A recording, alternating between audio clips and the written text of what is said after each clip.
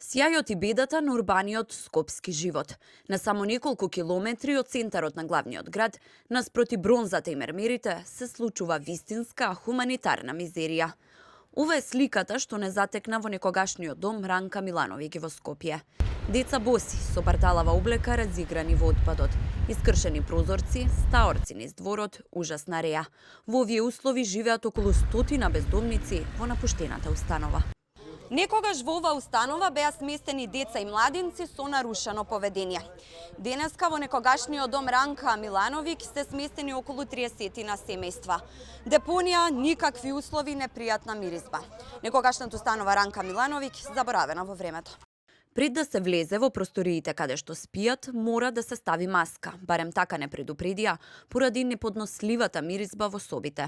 Се жала дека со комбиња им носат храна која е полна со црви, а зимава струјата неколку пати им пукнала, што представува опасност за нивните деца. Условите ни се под нула.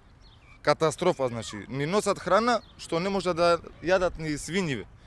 А прошлиот пат ни донесоа храна со тие ќофтиња, внатре црви имаше во ќофтињата. И ова е катастрофа, да влезете да снимаме, внатре ги гледаш патрови, глупци, па да не кажем, купа зло немаме.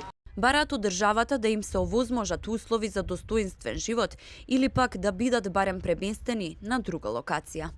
Поздрав до социјалното, ако сака да ни земат мерки, да не преместат негдека, ние не сакаме вака да живееме. Сите имаме семејства, деца, сакаме да се ги чуваме децата како што ни личи, а не вака да живееме, да ни страдат нашите деца. Немаме никакви, стварно, никакви услови нема овдека. Од Министерството за труд и социјална политика одговор за судбината на некогашната установа Ранка Милановиќ и за бездомниците кои престојуваат тука не добивме. Директорот на Меѓуопштинскиот центар за социјални работи Скопје, Лиридон Бафтији, за телевизија 24 потврди дека има над 100 лица кои престојуваат во некогашниот дом за малолетни деликвенти. Свесен за условите во кои живеат, рече дека ќе биде отпочнат процес за да бидат преместени. Луѓето тука се од сите возрастни групи, но според Бафтији сите престојуваат бесправно таму, бидејќи дозволата за престој им е истечена. Но поради корона кризата, но и да не ја минуваат зимата на улица, им дозволиле да останат уште некое време.